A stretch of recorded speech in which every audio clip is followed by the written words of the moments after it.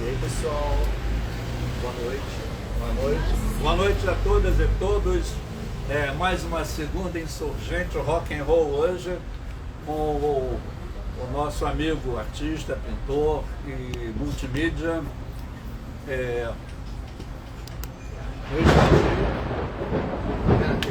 Um trovão. Mundo musical aí, um trovão.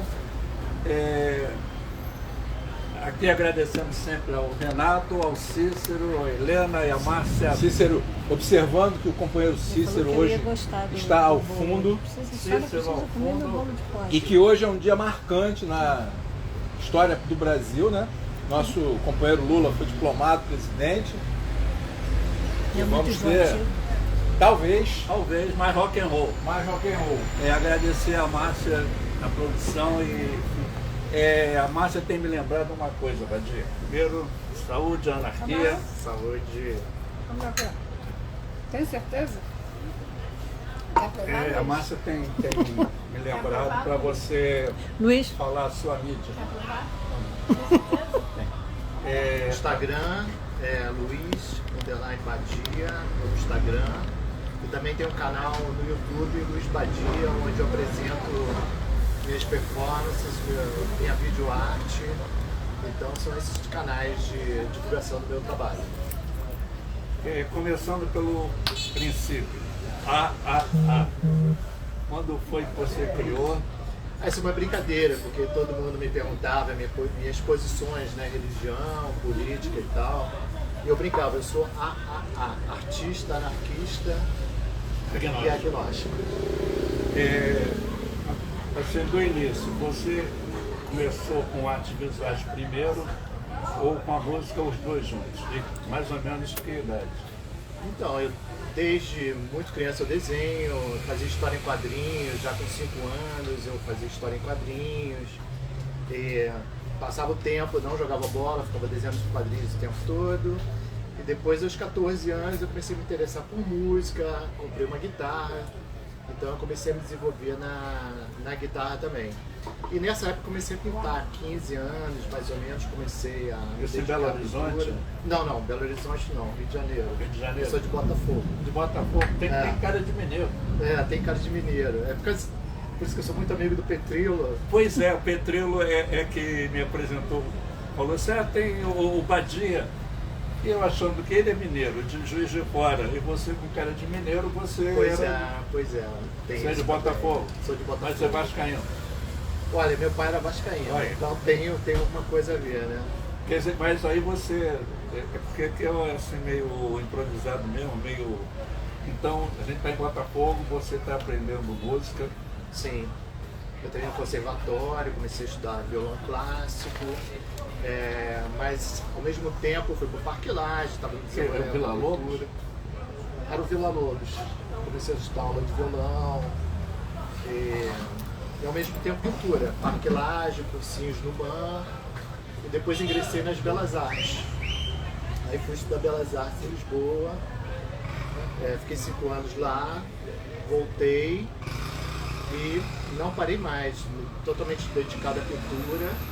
E parei muito tempo com música, né? Eu fiquei dos 18, 20 anos até mais ou menos os 40, sem ter relação com música, apenas tocando em casa.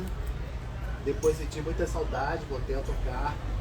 Comecei a ter bandas de novo e desde 2014 eu consegui juntar música com pintura fazendo videoarte. Então eu comecei a fazer trilha e projetar meus vídeos e executar as trilhas ao vivo. Então foi uma maneira de eu aglutinar as duas coisas.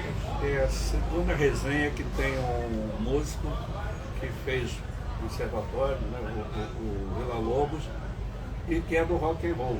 O Vitor Rosa, ele estava falando também, ele ficou muito tempo falando do rock and roll, e ele não quer assim violão clássico, erudito, mas ele começou a focar com uma banda de rock, então ele falava muito mais de rock. Você fez o Vila Lobos, pegou o violão, toda aquela estrutura, né, de música erudita.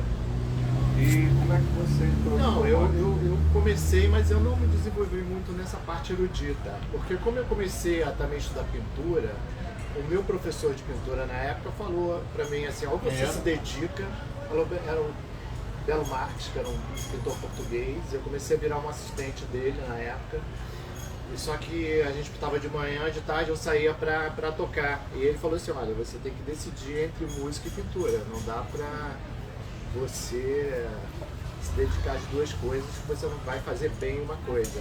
Então, até eu vi nessa época e me dediquei só à pintura e só mais tarde eu voltei. A tua pintura naquela época era óleo sapitela, essas coisas assim, não? Já era acrílica e era figurativo? Era tudo ao mesmo tempo. Por exemplo, eu tinha uma vontade de aprender tudo. Então, desde o impressionismo, eu fazia parquelagem lá com o Charles Watson, muito novo, ele estava recém-chegado da Irlanda, ou da Escócia. E, então eu fiquei querendo aprender um pouco de tudo, clássico, contemporâneo, fazer experiências contemporâneas e ao mesmo tempo eu tinha essa base de desenho de história em quadrinhos, eu tinha necessidade também de fazer alguma coisa mais clássica também. Você tem, eu não lembro assim de cabeça, mas está lá na publicação divulgando a nossa resenha de hoje, você fez vários salões, você pegou a época de salões também, né? Eu peguei alguns salões, sim, mas eu não entrei muito em salões, não. Eu sempre tive umas... Assim, eu achava alguma coisa meio injusta em salões, então eu nunca me interessei muito por salões. Pra mim não me dizia muito salões. Meu início é a época dos salões. Uhum. Comecei em 73, ainda peguei o Salão Nacional. Sim. Depois vieram o Salão de Verão, aí veio a ditadura, aí ficou um pouco mais apertado pelos temas. Mas, então você não era muito de salões, mas atrás de salões. Como é que você foi construindo a carreira? Cara, tá muito quente aqui, eu tenho que beber cerveja porque tá pouco. Tá aqui, eu tô que nem o Elvis suando aqui. Então, eu não peguei muito essa época de salões, não. Mas aí você fez galerias? Fiz. Comecei a fazer exposições logo com 20 anos, coletivas, individuais. Fiz minha primeira individual com 20 anos. E fui fazendo individuais e tal. Mas eu não peguei muitos salões, não. Entrei em galerias, várias galerias. Aqui no Rio também. No Rio, em São Paulo, no Sul, Bahia também. E o underground? Porque você está no rock, você não deixou de ser roqueiro, a história em quadrinho também é underground, que não tem mercado, né? Você chegou a publicar alguma coisa? Não. Eu fiquei só em criança que eu fazia história em quadrinhos, depois eu parei de história em quadrinhos. Logo que comecei a pintar, eu meio que tirei o foco de quadrinhos e fui para pintura. Mas eu me amarro em história em quadrinho, eu desenhei algum pouco de cartão assim. Quem é que você curtia na época do quadrinho? Eu curtia um monte de coisas, desde Tintin, Príncipe Valente, Fantasma, Os Heróis da Marvel, DC Comics, várias coisas. Maltese, um monte de coisa que eu gostava. Aí você voltou pro rock. Foi quando? Que idade? Você lembra? Então, eu estava com 40 anos e estava me sentindo vazio em alguma questão interna. Então eu comecei a tocar, comecei a compor e comecei a gravar umas músicas. Acabei gravando mais 100 músicas para mim. E comecei a entrar em bandas depois e tal, troquei as bandas. E a coisa foi indo. Até hoje eu toco em bandas, me divirto muito. A gente faz shows, inclusive no show aqui em cima. Qual era o nome da banda? Hã? Qual era o nome? Olha, a banda que fez o show aqui em cima se chamava Warmest Winter, que era uma banda de garotos, que eu tinha 50 anos, eles tinham 20. Veterano. Eu era o veterano, mas eu gostava do som deles, achei bem legal. E a gente fez vários shows, fomos para Belo Horizonte, São Paulo. Com essa banda? Com essa banda. Até que o vocalista e o criador da banda, ele foi morar na Suécia, então a banda se desfez. Mas foi muito bacana essa banda. Você já esteve em Portugal, né, que você falou? Sim. Estudou lá. Teve Estudei. algum outro país lá? Estive na Espanha também. Eu tenho dupla nacionalidade, sou espanhol também. Eu estava morando em Barcelona foi o fato que me fez voltar para o Brasil, porque eu tenho dupla nacionalidade, eu estava com 25 anos na época e estava resolvendo minha questão militar lá. Só que estourou a guerra do Golfo e me convocaram para a guerra. Caraca. Aí meus amigos disseram que aquilo ia ser um Vietnã, que ia durar, que não sei o que eu ia morrer na guerra. E eu fugi como desertor, vim para o Brasil. Desertor? Anarquista. Anarquista. Fez bem. Pegando a Espanha, assim, porque eu converso muito com a Márcia, né, que ela tem uma vontade assim, gosta de pesquisa, história, mas aqui na Universidade Brasileira é muito pouco que você vai conseguir ler e estudar sobre a anarquia. E o momento forte da anarquia, ela começa, né, Paris, lá com a Comuna de Paris. Sim. Tem alguma coisa também na Revolução Mexicana, tem um exército. Na Guerra Civil Espanhola. Isso que eu queria chegar. Aí foi uma grande experiência. Você chegou a estudar lá, isso eles falam, porque a anarquia espanhola é forte até hoje. Sim, né? A Catalunha. Sim, então. sim. Depois foram os próprios comunistas e franquistas que... Pois é. Por que eles não gostam da gente, né? Pois é, eu tenho uma visão também de anarquismo meia utópica, né? Eu, assim, tenho... Meu pensamento do anarquismo é mais uma unificação global, um movimento de fronteiras e tal, uma gestão mundial, sabe? Não essa bagunça, as pessoas têm muito preconceito quando você fala sobre anarquismo, mas é a questão das fronteiras e uma organização mundial sem tanta obsessão por pátria, que para mim é um conceito Poder, meio abstrato. Poder, Deus, política, né? Deus. Não é falar da fé dos outros, Não mas é esse Deus tanto que eu sou poder, agnóstico, eu não sou ateu. É. Agnóstico é um cara mais aberto. É. Ele não acredita, quer dizer, ele não crê em Deus, também não deixa de acreditar, é um cara aberto, sabe? Acha interessante várias situações de religiões, sabe? Mas ele não... O agnóstico ele não coloca uma colherinha de uma religião, sabe? Respeita a religião. Né? Esse Deus que eles falam é judaico-cristão, é opressor. Sim. É opressor. Muitas vezes, porque é um mecanismo de poder. É. As religiões são um mecanismo de poder, Dentro do que de você manipulação. fala assim, é anarquia.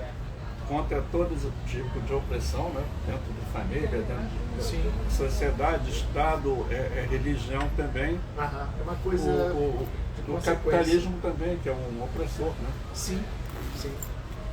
Isso aí está tudo muito ligado. Tá tudo ligado. E tem agora, pela internet, eu estou tendo acesso assim, a vários anarquistas do mundo inteiro, espanhóis inclusive, tem no Instagram. A Argentina teve um movimento muito forte de anarquia e eu fui com a massa, não me lembro a data, porque minha cabeça sempre a data é muito ruim, mas tinha o pessoal underground de rock, eles publicavam fanzines e uns CDs bem alternativos. Na verdade, a gente ter uma autogestão, né? Sem ser tutelado por ninguém, né? Sim. Você acha que tem... Isso é uma pergunta que só para fazer mesmo, que nem eu sei a resposta. Que os artistas têm uma noção do que é assim, um movimento libertário anarquista, ou acha que a anarquia é uma bagunça? Eu acho que Emendando o punk, 99% porque punk anarcopunk é pesado. Pois é. Eu acho que esse lado de bagunça que mais ou menos criou uma antipatia enorme pela anarquia.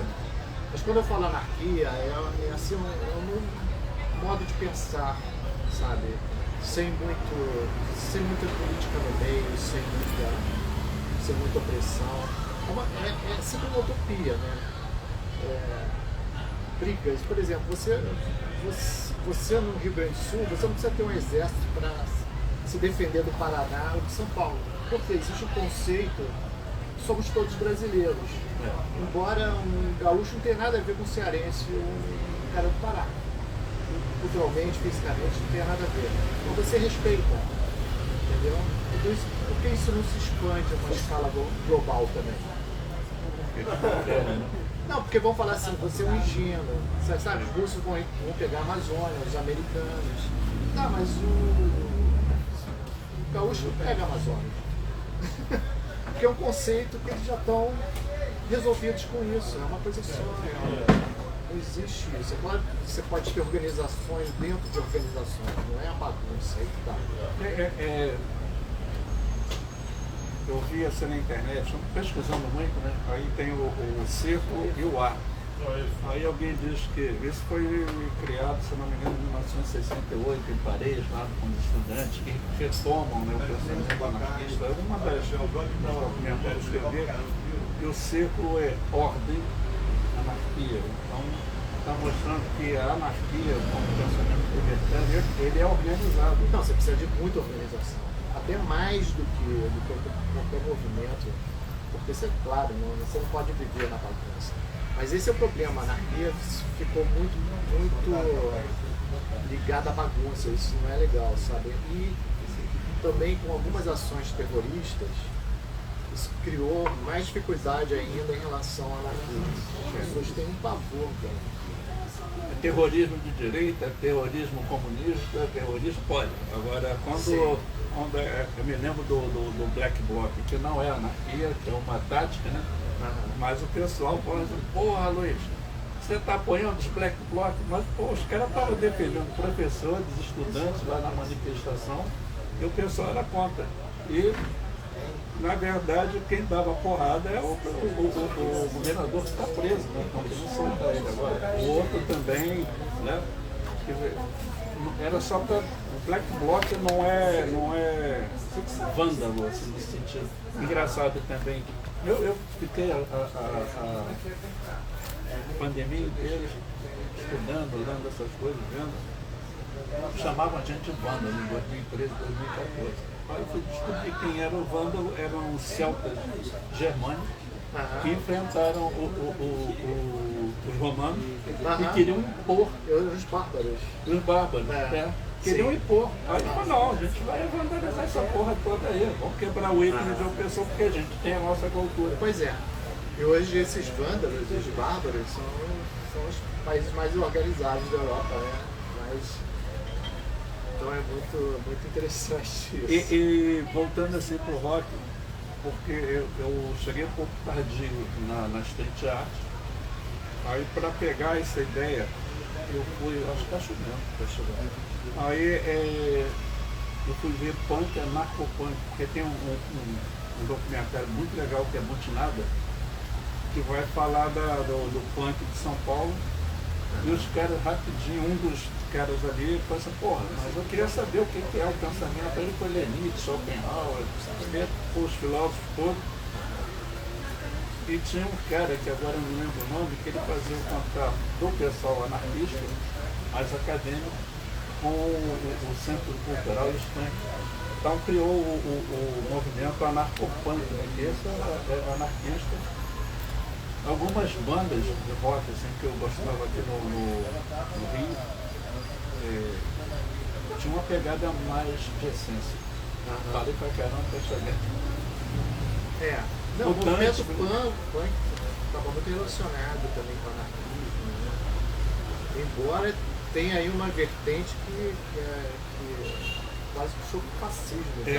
Tem o tal do skinhead. Exatamente, essas ramificações. Ele vão para até com suástica e tudo. Lá no sul tem algo que é um movimento aqui em Niterói, que andaram colando cartaz, mas pegando um pouco a música, né? Você tem trabalhado com a música e tem contado e tem tocado. Eu acho que na minha época, assim, primeiro, eu sou da geração rock 70, anos 70. Sim. Aí voltei. É maravilhoso. Maravilhoso. Aí começou a surgir um rock brasileiro, tinha a maldita Fluminense. Sim, né? a Fluminense aqui de Niterói. Mas você acha que o rock está agora de volta para a garagem, para o underground? Como é que você está vendo agora? Infelizmente a cena do rock ela não se renovou muito nos últimos anos, né? Então eu acho que tem um segmento, são tribos, né? Mas o rock ele não está tão revolucionário como foi nos anos 70, nos anos 60. Teve os anos 80, que foi uma diferenciação da música, do rock, né? Que ela foi mais eletrônica. Depois, nos anos 90, teve um movimento grunge que voltou um pouco às raízes dos anos 70, 60. Mas o rock não tem se renovado muito. Por isso que o rock está um pouco marginalizado hoje em dia. Quando você faz as trilhas, me parece uma coisa mais eletrônica. Isso, eu sou muito ligado na música alemã dos anos 70. Os alemães, quando tinham aquela formação clássica, música clássica, eles começaram ali elementos do rock, música clássica, e coisas muito experimentais, né? Então eu achei muito bacana aquilo e é uma ótima trilha sonora para os vídeos. Estou conhecendo agora uma garotada que é muito hardcore, né? O rock que é pesado, né? Tem thrash metal. Pois é. Uma cerveja que eu gosto de beber, que é da Dead Dog, é Massacre, é uma música da banda Audis. É thrash metal, cara, é porradão que eu não consigo entender a letra. Não. Batida, o ritmo daquilo é alucinante. Uma vez eu estava ensaiando no estúdio, tinha um pessoal desse tocando do lado, e ficou impressionado, sabe? Esse pessoal tá à base de cocaína, não é possível, tem uma aceleração, sabe? E eu, particularmente, eu não consigo entrar nessa vibe não, porque eu sou um cara mais lento, assim, mais atmosférico. Isso até que meus conceitos de anarquia são diferentes, sabe? Eu sou mais suave, eu não transo muito essa agressividade toda. Não. Eu conheci uma xilogravadora, Cecília, ela novinha e ela faz capa para essas bandas. Assim. E o namorado dela toca no Suicídio Suíno. Cara, eu fui ver porradão mesmo. E a letra assim, eu falei, foi para ele mandar a letra para eu tentar entender. Mas suicídio suíno é uma coisa bíblica, né? Porque pegou os espíritos maus, não sei o que, jogou nos porcos, e os porcos foram se ressuscitaram ali. Mas eu também vejo a anarquia. Primeiro que a gente não tem mais como pensar, isso é um pensamento meu que eu vejo em alguns outros, em grande revolução. Porque a grande revolução é tipo Alcacelso, né? Você jogou no copo, aí daqui a pouco não existe para o resto da vida. Você tem que ter esse pensamento anarquista, libertário, do dia a dia, desconstruir, né? Vários autoritarismos e tal, né? Mas quem quiser aprender mais sobre anarquia é fácil. Tem vários canais na internet, é só ir lá no YouTube, tem várias publicações sobre esse tema, anarquia, anarquismos. Aqui na UF tem um grupo também que estuda, e até uma coisa que assim, eu tenho interesse em conhecer, que é o ensino libertário, que é diferente desse ensino que a gente tem. Esse ensino ele é muito, né, tudo dentro de uma caixinha, que força a formação para o mercado de trabalho, e você não consegue ter uma liberdade. Sim. Por exemplo. Liberdade é uma coisa muito difícil, né? Todos os setores. É a grande questão, a liberdade. Né? Por isso nós somos anarquistas. Pois é. O Bakunin falava assim, não é a liberdade minha termina quando o do outro começa ou vice-versa. Não, todo mundo é livre, daí sim a liberdade existe. Enquanto não houver liberdade para todos, é uma utopia. Né? Sim. Mas é a liberdade. E a arte, a gente já falou de anarquia, de rock e a arte. Aí você estava em Lisboa, né? Sim. Então, a pintura realmente é meu grande pilão, né? Minha grande estrutura é a pintura. Assim, a minha maior paixão é a pintura, então. E o maior talento também, quer dizer, a música eu me esforço e tal. Você sempre foi artista. Eu, por exemplo, trabalhei, até fui um vendedor de Círculo do Livro. Vendedor de quê? Círculo do Livro. Batei porta em porta, mas aí deu para comprar um livro muito bom do Andy Warhol, deu para comprar tinta. Então você ficou feliz com o retorno. Valeu o investimento. Mas era assim, ele batia na porta das pessoas. de manhã cedo e eu conseguia vender o livro e a pessoa ficar sócia e ficar feliz. Mas o ritmo do círculo do livro é muito pesado e a gente tinha Mas acho que o grande lance é você tentar descobrir qual é o gosto do esse que era o barato. consumidor, né? A minha filha diz que eu faço pedra falar. Aí você imagina, eu bato na porta, a pessoa está lá de pijama ainda, eu vou vendi muito Fernando Capelo Gaivota e aquele bruxo da maconha, como é que era o nome? Daqui a pouco a gente... Gente, Castaneda. Carlos Castaneda. Vendi muito. Eu olhava assim, Fernando Capelo Gaivota. Esse aqui tem cara de... Aí, mas... Barato isso. Viagem aí de Stalão. Isso. Erva do Diabo. Erva do Diabo era muito bom. Comi muito. Você teve um outro emprego que o pessoal tô brincando, mas os neoconcretos, eles tinham ou era no banco, ou era em agência de publicidade, que os quadros não vendiam. Você vendia bem, ou tinha... Eu sempre... há um purismo nisso, né? Vocês só fazem seu trabalho e tal. Eu fazia de tudo, encomendas e tal. Eu acho que trabalhar é servir. Fiz encomenda. Então, eu sempre me adaptei também a essa questão do trabalho da pintura e sempre fiz meu trabalho pessoal, tal, é esse trabalho que eu exponho, que eu divido. E tem os trabalhos também comerciais e tal, que eu sobrevivo. Eu dou aulas também, que eu adoro dar aulas de pintura. E eu sempre sobrevivi, dei sorte algumas vezes, ganhando mais ou menos, mas fui levando. Você é casado? Eu sou casado, tenho uma filha. Quanto tempo? Casado? Só para saber. 20 anos, então conseguiu realmente ter uma estabilidade. Minha esposa pela também arte, né? é funcionária pública, então ela tem uma estabilidade. Mas, sim, eu acho que... Há 20 anos você tem uma filha também, aí você tem Sim. compromisso de Tem boleto. compromisso, O boleto, ele chega.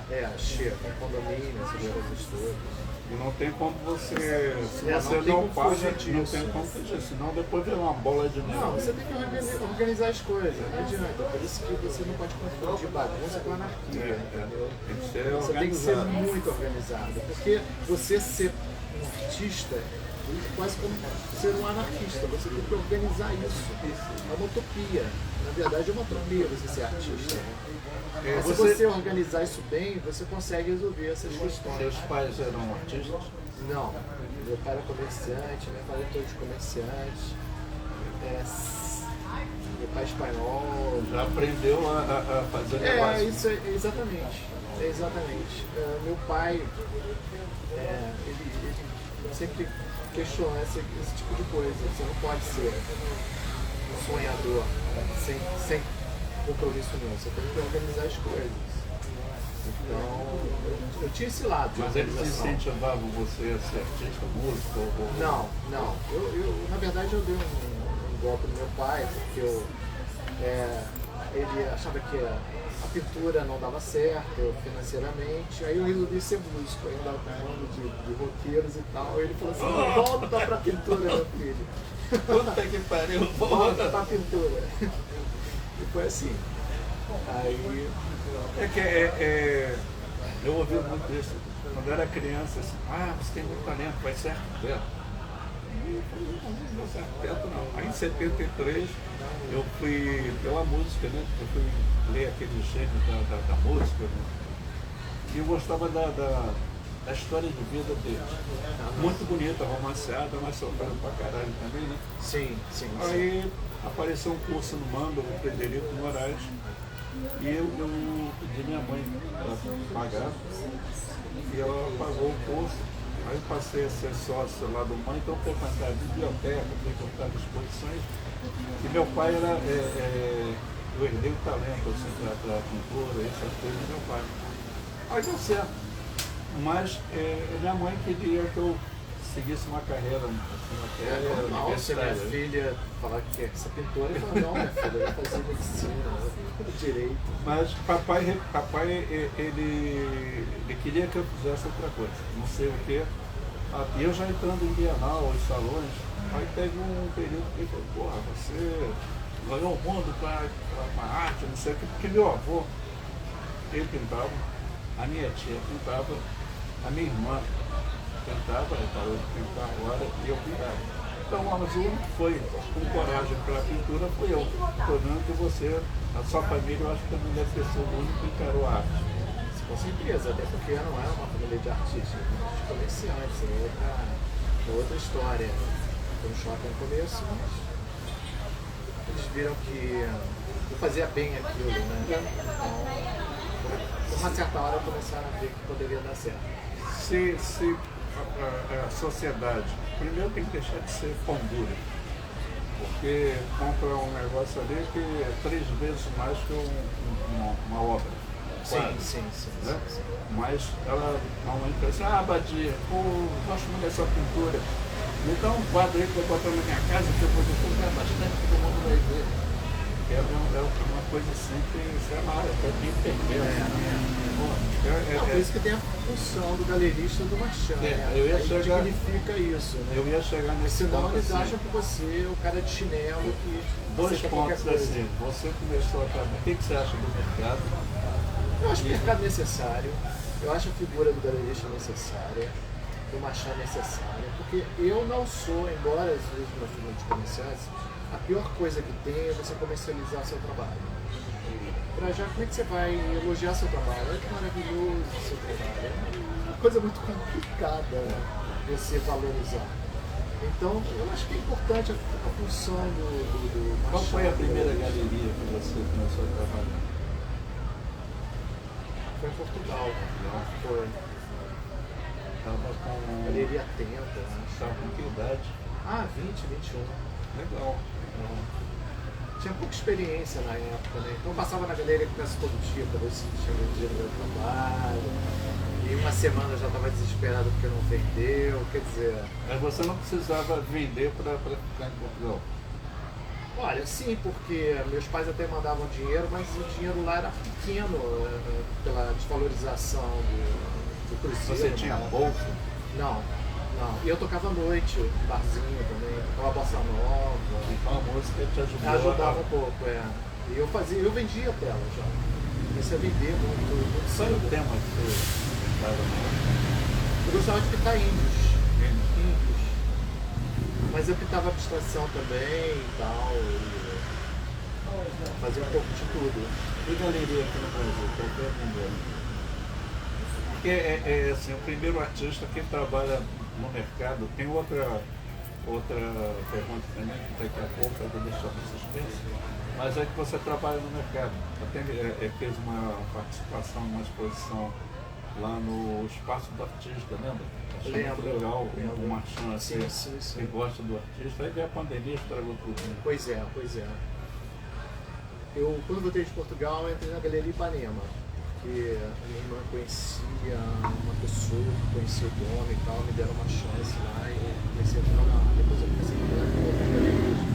Galeria de na época, depois fui para o Macém, onde eu estou até hoje. E comecei também a ter outras galerias em outros estados. Você acha que você estando no Rio, eu frequentei muito o Rio na época que eu fazia gravura, onde abriu um espaço muito grande para mim, inclusive internacional.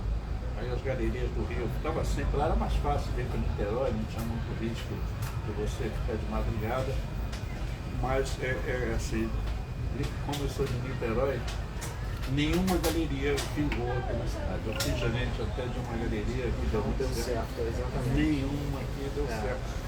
Aí eu fui descobrir, não sei se você pensa, concorda, o niteroense tem poder aquisitivo, isso até em Niterói, então tem um poder aquisitivo bom, mas ele não compra aqui, ele vai comprar no Rio. Exatamente, a Almacém que eu trabalho, ela teve uma filial aqui em Niterói. Caraí, exatamente. Muito bom. Aí ela foi descobrindo que o niteroense, como é uma cidade menor, acaba conhecendo o ateliê do artista, comprar diretamente, ou atravessava a ponte e ia comprar na filial lá na Barra. Porque era chique. isso aí é um problema. Quando eu era gerente lá da Cândida Boechat, trabalhava com o Juarez Machado, fiz exposição do Palatinic, o Rubem Lutou, o Relatos ao Ar, vendia na Letícia. Mas tinha um pessoal aqui de Niterói que eu trabalhava. Aí um dia o cliente chegou lá, até esse quadro aqui, um amigo meu. Aí é tanto. Ele pegou o cartão do ateliê, esse pintor, botou na mesa assim, foi, fodeu. Ele vai comprar pela metade do preço no ateliê. Pois é. Aí o cara botava o preço lá em cima e vendia às vezes por um terço do valor. Esse é o problema. Esse é o grande problema do galerista. Todo mundo fica atacando pedras de marchando, galerista, mas o galerista também sofre com isso. Porque ele paga uma loja, ele paga um funcionário, ele paga impostos. Aí ele coloca o trabalho artístico para se divulgar, para ver revistas. E o cara depois vende por fora, sabe? Assim, esse é a bagunça do mercado, sabe? Pois é outra coisa assim, você acha que o mercado seria melhor se fosse anarquista, mais organizado? Anarquista pode brincadeira, mas é muito desorganizado. Eu acho desorganizado. Eu acho que tudo precisa de organização, gente. Eu sou um anarquista com mania de organização. Mas anarquista é para organizar, é autogestão, Não, né? exatamente. Não é explorar o outro. É. Porque eu sinto assim, eu cheguei a vender Palatinic, conheci o Palatinic pessoalmente, a Petrina, que é a Kátia, fui no ateliê dela, e eu, na época, eu pegava a consignada a 30%, MP3, e a Vesta eu comprava a 50% porque representava o cliente. Então, estou falando dos caras top. Mas quando você vem para baixo assim, o artista, em algumas galerias, eles promovem bagunça às vezes para dar pernada ali também, né? Esse é o problema, né? Acaba virando alguns setores uma bagunça, né? Você, por exemplo, tem uma galeria fixa que eu sei. Pelo que você me contou, não tem mais um contrato. É igual aquele casa alugada. Então, meu contrato já deu há algum tempo. Mas o meu contato com o proprietário é tão bom. Mas ela tem uma relação de amizade com o Edson, então a coisa funciona. Edson é da Amacém. Por exemplo, eu não vendo no meu ateliê. E agora tá fácil, né? Você tem Instagram, Facebook, todo mundo te descobre, né? Se na época já tinha aquele problema do cara comprar no ateliê, hoje é muito mais fácil. Mas você não pode. Você pode vender pelo preço cheio. Tá? Mas eu prefiro. Não, assim, você tem uma obra, aí você botou no seu Instagram. Aí alguém chega assim, vai lá faz o contato e diz, olha, quero muito essa obra. Assim, desde que esteja o meu preço da galeria. Tá, você não tem contrato de fidelidade, então seria mais ou menos. Não, você tem um acordo de cavalheiros, um acordo de amizade, você vai fazer isso. Mas as obras que estão lá, está apresentado. Não, eu tenho uma diferenciação. Geralmente o que eu coloco na lacinha não publico no Instagram. Para não atiçar. Não, entendi. O que você publicar é meu trabalho pessoal. Mas você mantém o mesmo preço. Sim. Mas o meu trabalho pessoal não é muito vendável. Entendeu? Porque a gente está falando para pessoas que não conhecem o mercado de arte. Por isso eu estou fazendo as perguntas. Meu trabalho seja um trabalho assim, bacaninha e tal, você acha que é agradável, ele não é comercial. Por quê? Eu faço uma distorção que eu coloco elementos. Mas esse trabalho que você expôs, por exemplo, aqui naquela sua exposição no esse trabalho é meu trabalho pessoal, mas ele é forte pra caralho. Mas ele não é tão vendável assim, as pessoas se enganam. Mas por que não é vendável? Porque porque agora eu quero conhecer o público, o comprador. Sim. Não o seu, mas eu vou te dizer o que o público chega na hora e não vai comprar aquele trabalho, porque tem um tanque de guerra, você está entendendo? Tem um avião da Força Aérea. Então são elementos posso assim falar que não... que você teve censura nessas obras? Não, né? Não, mas não foi do Correios, eu conheço a diretora, ela é muito simpática, ela não censurou, mas veio... Não. Eu tive problema lá fora e tal, no Brasil, não estava dando isso. Então, eu tive umas telas censuradas, sim. Mas, voltando assim, é só para marcar, porque há um preconceito contra Não vi nada demais, pelo contrário, a composição é muito bonita. Eu não conhecia essa fase ali naquela exposição. Você mostrou muita coisa e a qualidade da pintura. Ali eu fui ver pela primeira vez, né, no conjunto, eram obras grandes. E me parecia que era fácil você trabalhar no mercado. Não é porque é pintura fácil, não, mas é uma pintura que... É, mas incrível, não é?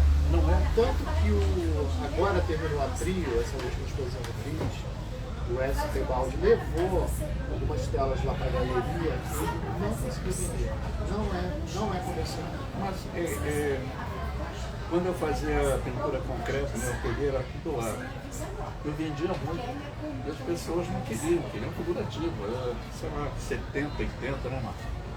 70, 80. E as pessoas gostavam muito de figurativo, acadêmico, e eu fazia uma pintura concreta tardia, mas muito radical. Eu só usava linha reta, ângulo reto e chapadão, né, com pincel. Eu vendia muito. E agora tinha uma chance que gostava de chegar aqui no Agora ateliê, você inverteu, né? Muita abstração também hoje. Pois é, mas São Paulo, por exemplo, onde eu estive uma época numa galeria, o Machão apareceu, eu acho que o mercado é melhor. Sim. Se seu trabalho tivesse, não tem nada a ver com a massa que eu estou falando, Sim. mas se você estivesse sendo representado lá, de repente tinha público. Talvez eu tive trabalhando na galeria de São Paulo, chegou a vender alguns, mas não foi assim, até a se entusiasmou, chegou a vender, não vendeu tanto assim. Eu acho que quando eu faço essa série, é tão pessoal que eu não estou pensando que ela saia. São paisagens, para quem não conhece, são paisagens muito bonitas. E é quase uma história de quadrinhos. Né? Isso, porque tem muita relação com quadrinhos. Cada canto tem uma situação diferente de paisagem. Aqui tem um avião, aqui tem um tanque de guerra, tem não sei o que lá. Mas o forte da pintura é essa integração. Integração de atemporal, são elementos que são do passado, presente, e depois tem assim, referências eruditas com história e quadrinhos, cultura popular. Então eu vou misturando tudo. Então o público deveria ter mais conhecimento e conteúdo para poder... Talvez, eu acho que o público... Olha só, esses anos todos que eu tenho de mercado, eu noto que tem dois tipos de compradores. 90% compra como decoração, sabe? Está reformando a casa, comprou o sofá, e que o último elemento é a tela, e que é uma tela para combinar com o resto, é decoração. E depois tem uns 10%, muito menos, que são os colecionadores, eles são os investidores. Eu já acho que esse pessoal, a maioria, nem gosta do que está comprando o que vai ganhar dinheiro. Você está entendendo? Então, às vezes, eu até acho o pessoal que está comprando por decoração um público mais sincero, que pelo menos está gostando ali daquela abstrata vermelha para decorar com você. Eu fui muito pelo trabalho pessoal, eu gosto muito, não conheço outro. Agora vamos falar desse outro que você faz, que a galeria te representa, já não é mais nessa pegada do não sei o quê, mas eu nunca vi. Eu trabalhei muito abstração. Trabalhando naquela mesma composição. Sim. É aquela pintura sem os elementos de quadrinhos que eu coloco. É que eu brinco assim, uma música tem letra, outra é instrumental. Pois é, aí é uma coisa que para mim fica complicado de entender, porque é quase a mesma pintura, só que você tirou um tanque de guerra, tirou um avião, tirou um balão, não sei o que lá. Aí mas você sabe, ficou de boa pro comprador. é que quando eu estou fazendo esses trabalhos, porque não tem nenhuma mensagem agressiva, né? não tem, mas quase sempre uma pequena sabotagem nesses trabalhos. Se eu coloco um tanque de guerra, 99% você não vai comprar, não é agressivo, então eu quero um tanque de guerra na minha sala. Pode até ser bolsonarista, mas não vai querer ter força de paz. Mas é curioso porque outros artistas fazem coisas assim, que não é agressivo, mas é muito forte, expressionista, né? E tudo. Sim. E É um problema assim, antigamente, quando eu tinha, sei lá, 30 e poucos anos, falavam que o burguês espera 5 anos para poder comprar. E quando ele compra, fala assim, eu sou um burguês diferente, tá vendo? Eu comprei um tanque de guerra pintado pelo fulano, para sei o quê. Não sei se ele concorda ou não, mas ele vai chegar e vai tirar uma onda. Igual, bom, enfim, era isso que eu queria falar, não. E você é curador também, tem várias curadorias. É uma parte assim que eu acho que você é generoso, porque além do seu trabalho, além da sua produção, além dessa história toda que você tem com música, com pintura, com envolvimento do mercado, você passa a ser um aglutinador de outros artistas, né? E acaba divulgando os artistas. Sim, eu acho bacana essa me dá prazer de fazer isso, né? Eu acho assim, um artista muito solitário, sabe? É diferente dos músicos. Os músicos se encontram, são 5, 6, é uma banda, eles estão juntos, mas eu acho o artista uma figura muito solitária, muito sofrida até. Você acha que nós, pintores, somos mais sofridos porque nós ficamos num ateliê, um cavalete ali, em silêncio, ou música, não sei o que, não tem ninguém assistindo, porque o gravador, ele é coletivo, precisa de uma prensa. Talvez isso. Ou essa... O artista urbano que se junta com a galera. Ou essa solidão, ela é mais profunda, porque você se vê artista, então estou falando assim botando mais peso em ser artista mesmo. Não é pegar o folclore, o glamour do artista. Você é artista quando você tem alguma coisa para externar, para falar, para expressar, né? Exatamente. Mas eu acho assim, o escritor, o pintor, ou o compositor erudito, que também se fecha, assim, são os criadores mais solitários. Porque se você dança, você está com um grupo de dança, você está se apresentando, você divide as glórias e derrotas, né? Quando você está numa banda, se o pessoal não está curtindo, você tá abrigado com outras pessoas, sabe? Você está junto com outras pessoas. Você está repartindo isso. E quando você é um pintor, é uma situação mais solitária, sabe? E depois você não está sempre expondo o seu trabalho, você faz uma exposição de vez em quando. A maioria das pessoas faz uma exposição de vez em quando, tá? A maioria não está nem no mercado, a grande maioria. Então, é assim sofrido. Eu sinto uma alegria quando a gente junta os artistas, tem o circuito. Então, você não é um curador profissional? Não. Eu sou mais um organizador, anarquista. Exatamente. Não sou. Porque as suas... O curador, por exemplo, Osvaldo Carvalho. Você é um curador festeiro, né? Porque sim, sempre festeiro, há uma festa. Exatamente. Você faz mais uma organização de... Essa sua iniciativa de fazer os livros, porque todo dá muito trabalho. O que o Badia faz é muito trabalhoso. É muito trabalhoso. Ele pega, assim, uma das coisas que ele tem feito, assim, que junta muitos artistas. Ele pega o trabalho do artista, faz uma edição de vídeo, faz uma trilha sonora ao vivo, depois grava isso tudo. É um trabalho profissional, dedicado, bem feito, né? Com apuro, mas é uma festa, né? É uma festa. A gente pode até falar da festa que vai ocorrer. Aí eu vou chegar na festa, né? Pois é. Então, quer dizer, realmente dá trabalho e tal. Quantas horas, por exemplo, você está agora com essa festa que você vai falar, é muito grande. Quantas horas você... Eu estou o dia inteiro. Ontem eu passei o final de semana inteiro, sabe? Minha família chega, caramba, você está aí no computador direto, editando, eu acordo cedo para editar. E vai cair naquela responsabilidade. O Badia fala assim, Badia, eu preciso de uma imagem para jogar, para divulgar a nossa resenha da segunda insurgente.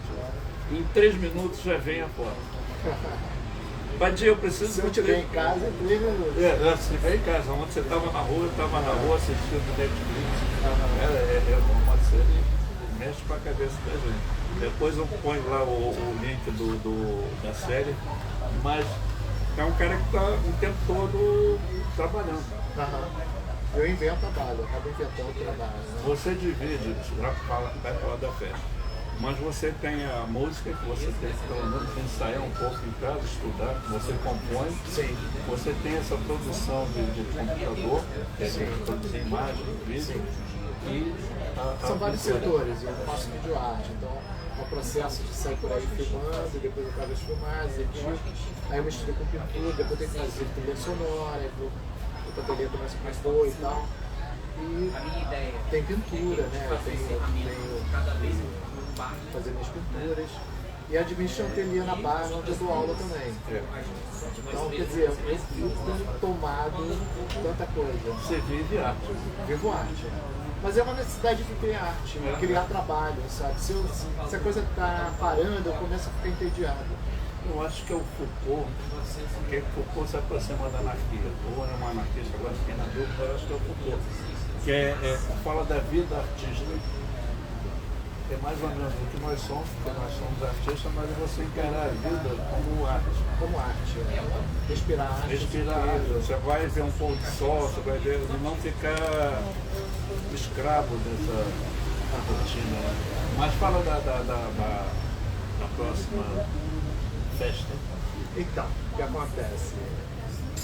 Eu sempre brinquei aqui com o Luiz, o Aá e tal. Aí o Ricardo Pimenta, que é um cara muito generoso, que é um cara muito bacana, ele, há um tempo atrás, ele fez uma exposição no mar que chamou muita gente. Fique à vontade. Fique à vontade.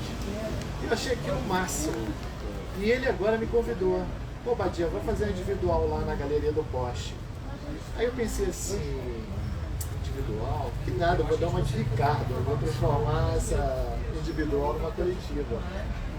Aí eu comecei a chamar um bando de gente, sabe? Como eu tenho esse processo de seleção, tinha um monte de coisa lá já comigo. Vou fazer o seguinte, Ricardo, eu vou colocar um telão lá, vou projetar a galera toda, e como eu conheço o pessoal de música, vou trazer música para tocar ao vivo. E a gente vai ter o Roberto Tavares, que é um Bob, que a gente faz o Bob Improvation, que é uma banda só de artistas. Eu fiquei surpreso, tem a performista Cerqueira, Juliana, grande amiga, que ela vai também comandar uma parte assim da performance. Assim. A Juliana, ela vai estar fazendo um trabalho na rua, nos postes. Vocês vão estar na rua, né? Aí eu passei para o Luiz aqui a curadoria de organizar, porque na verdade a Galeria do Poste tem o intuito de pegar os postes da rua e pintar. Aí eu pensei, eu vou terceirizar tudo. Aí, como ele faz arte urbana, eu falei, Luiz, coordena aí, cara, chama a galera de arte urbana para ilustrar os postes lá. O pessoal gostou, porque eu chamei grafiteiro mesmo da rua, de pintar a parede. Perfeito, pô. E ele falou assim, Luiz, é para pintar o Gal, que você viu ali, que eu criei aquele grupo, é para pintar um poste de iluminação que está na rua. É isso. Então tá, sexta-feira eu estou lá pintando. Eu já pintei um poste, a Márcia lembra, lá em Caxias, na Vila Operária, eu pintei um poste. Cara, ficou tão bonito o poste que o pessoal gostava mais do poste do que da parede. E ele é diferente, porque é cilíndrico. Agora eu acho que o pessoal gostou muito também, porque ele está fazendo parte de uma grande festa. Exatamente. Então, a música. Então, vai ser a minha cara essa festa. Vai ser pintura, projetada, vídeo, vai ter música, vai ter arte urbana, embora eu não faça, eu sou um apreciador. Mas, olha, tem assim, quase 10 anos que eu fui pra rua. Aí fala assim, a rua não tem regra. Mas tem regra pra caramba. Aí você hoje achou graça que eu peguei uma coisa do Instagram, né? Se eu fizer grafite usando pincel, é grafite? É grafite? Tem pintura. É pintura. Mas eu acho que agora já venceu porque a street art, ele é muito grande. Essa é pior, né? Ela tem várias linguagens. E ela foi pra galeria. Foi pra galeria também. E não é só você pegar o jet, você pode pintar com bolinho, pode pintar com não sei o que, dentro daquela, vamos botar assim, essência do que é a street art. Então se você for pra rua, pegar essas tintas e pintar, e pintava, vai ser considerado como arte urbana. Sim. Não necessariamente tem a ver com jet. Hoje eu uma vejo coisa assim, mais ampla. Né? não tem mais essa sempre radicalização. no desenho da pintura tem aquelas questões. Você já veio para trazer uma cerveja?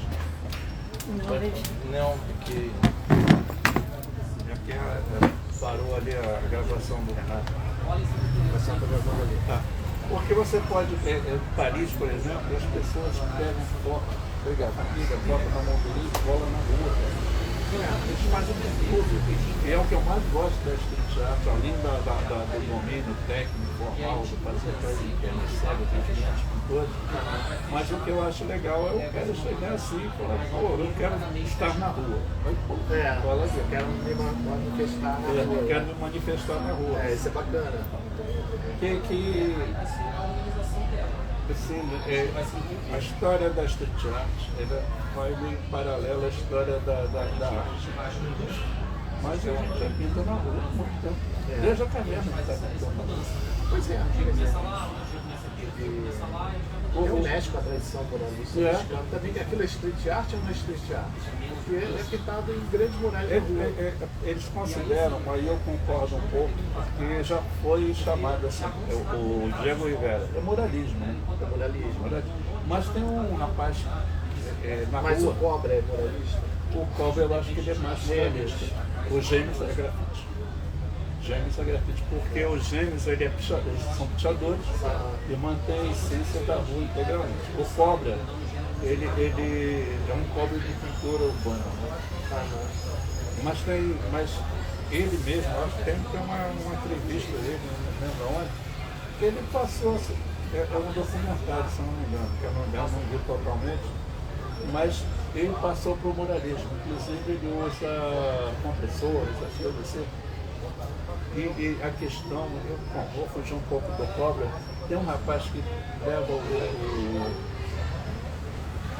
amplificador, fica ali em frente ao corrido, viu? Já. Caraca, ele fica fazendo luz, muito bom. Aquilo para mim é arte urbana. É arte urbana. Fica ali, bota o chapeuzinho dele ali. Aí tem outro que fica lá perto da prefeitura antiga, Rua da Conceição, que também fica ali. Pô, os caras são bons professores. Excelente música. Ele chega ali, faz e todo mundo contribui. Essa cultura urbana. Renato, depois pode ver uma. Fala. Por favor, que a boca está ficando seca. Oi? A boca está ficando seca, está muito calor. Não entendi, desculpa. Isso aí é fácil. Pensei que você queria uma coisa mais difícil. Que por exemplo, nada a ver. Você me chamou e até agradecer vocês lá pelo Instagram, mas a minha idade já não me permite, pela saúde mesmo, fazer grafite na rua. Entendeu? Coluna minha já não aguenta. Eu saí uma vez para pintar com a Márcia. Aí, rapaz, quando eu desci para pintar próximo ao rodapé, a coluna já sentiu, eu falei, Márcia, 3 dias de remédio, você vai dividir um poste dali para ficar mais de baixo. Essa ideia foi legal porque eu fiquei olhando assim, o Ricardo me deu 9 postes, na verdade são 8. E eu pensei, aí eu e a Márcia vimos um poste do Tavares. Sim. Ele é lindo. Eu falei, o Davi, vamos pegar esse poste, porque vai ser assim, tipo uma colagem. Já tem uma curva, já tem uma forma. Aí vocês vão aproveitar e ele vai estar lá, né? E vai estar lá. Então porque eu acho essa coisa da rua assim, a anarquia da rua que me agrada muito também, porque o pessoal lá em Paris tinha uma rua que você pintou, você fez uma puta pintura. Aí o cara fala, terminou, fotografou, filmou, legal. Aí o cara vai lá e pinta em cima. É uma coisa de você chegar e o espaço não é seu. Não é seu. É efêmero, vai acabar. Agora você falou da tela. Tem umas pinturas que deveria ser arte efêmera. Só que agora a arte não está sendo tão efêmera, as pessoas estão assinando e aquilo ali fica. Eu acho uma certa armadilha também, Vadinho, depois que a gente falou do mercado, de você começar a entrar naquela questão das artes plásticas e começar, não, agora eu estou pintando sobre tela, óleo sobre tela. Já são outras regras. Aí são outras regras. O que você levava para a rua de graça, às vezes sem assinatura é a sua técnica, começa a ser uma coisa de mercado capitalista, né? Sim. O mercado é isso que a gente chama mercado. O grafite, ele lá na Europa, na gringa, ele é muito forte porque pintava vagueiro, trem e metrô. E dá um prejuízo gigantesco, né? As empresas lá. E é completamente vandalismo, né? Mas cresceu muito ali. Aí você hoje tira foto, você pode vender a foto. Os caras começaram a ser mais conhecidos porque pintavam metrô, pintavam parede. Aí as galerias, por exemplo, a Itinerance, ela trabalha com quadro dos maiores grafiteiros do mundo. Também está lá em cima. Mas o cara está na rua e está fazendo isso. Então ele não deslocou muito. Ele mantém o trabalho dele. Ele respeita o que é mercado e respeita aquela liberdade da arte urbana. Essa galeria. Porque se for também para um cara que fica famoso, fica rico, né? Eu falei, teve uma audiência pública aqui em Niterói, e lá em São Paulo é picho, aqui é charquia, pichação. As galerias contemporâneas já descobriram que o bom mercado está dentro da arte de rua.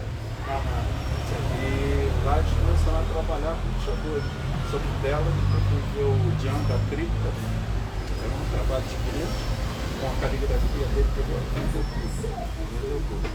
E é um preço bom. Ele estava vendendo até os boletins de ocorrência que ele teve que assinar, estava tudo emoldurado vendendo, que já foi para a Europa.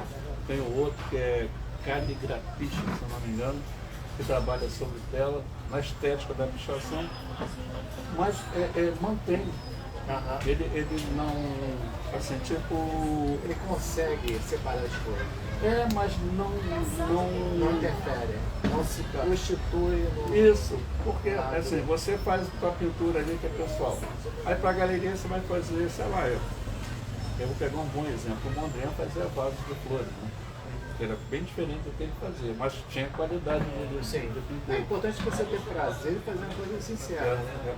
Você pode se divertir também. Eu acho que você falou uma palavra que é bem forte para isso que a gente está comentando. Se você é um artista sincero, é questão de te dar prazer.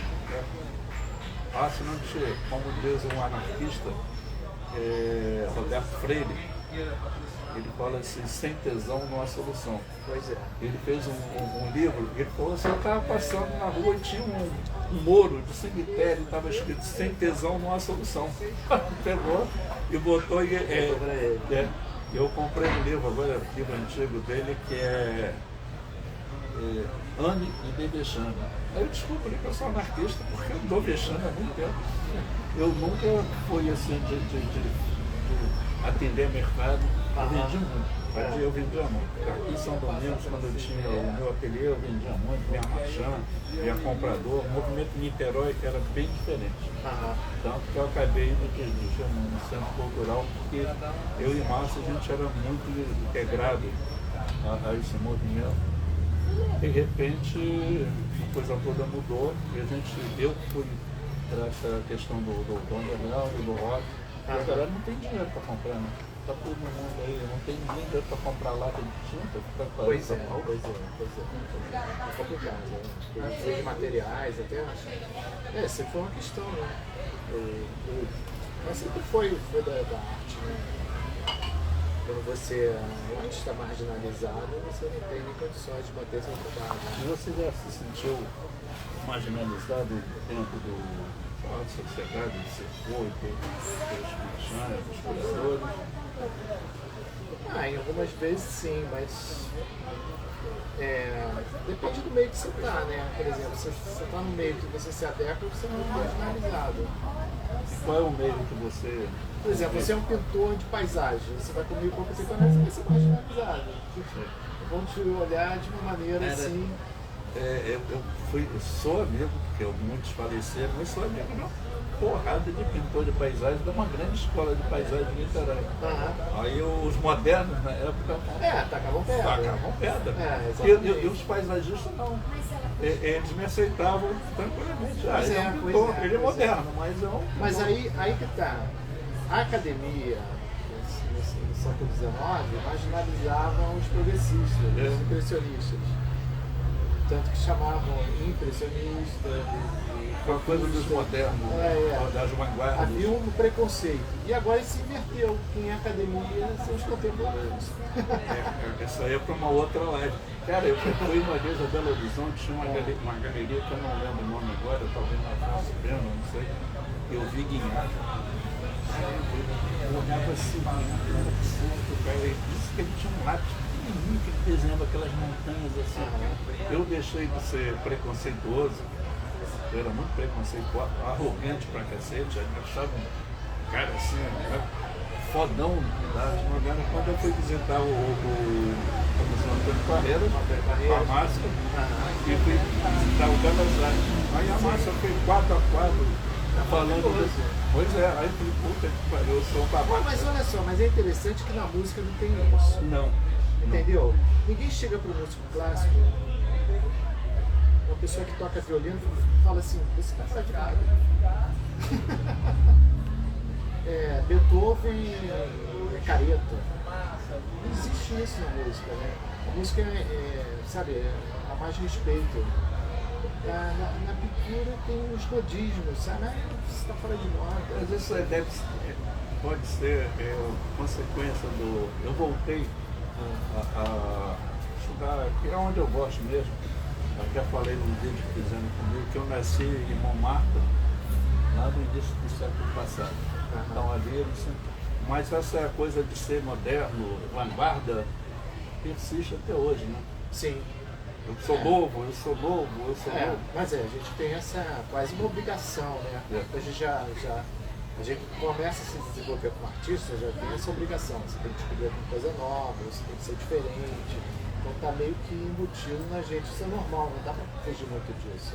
É uma pergunta assim, bem fácil. Tá quente. Não tem problema. Sou meio alemão mesmo. Hoje, porque como eu convivo com o Márcio há mais de 40 anos, e isso já me envolvi com o Instituto Brasileiro de Museus, faço parte, sou membro do Conselho Internacional de Museus, do Rio, trabalhei dentro do museu, trabalhei em galeria, fui gestor. Eu sinto dificuldade de uma geração agora entender a função do museu e de uma galeria de arte. Porque dizem assim, isso aí é elitista. Mas na verdade, os pintores tinham 19, 15 anos, 20 anos, eles foram falando através da sua pintura, né? Coisa do seu contemporâneo, né? Então ali tem uma história. Você não pode, isso aí é palavra minha, mas você não pode chegar para um museu e pensar, isso aí é antiquado, está cheio de múmia. Mas a múmia é uma marca, né? Não, eles eram civilização. Naquela época, eles eram o seu tempo. Claro que não. Você, aí eu acho que tem essa coisa que a gente está falando da pintura, de que eu tenho dificuldade de entrar no museu.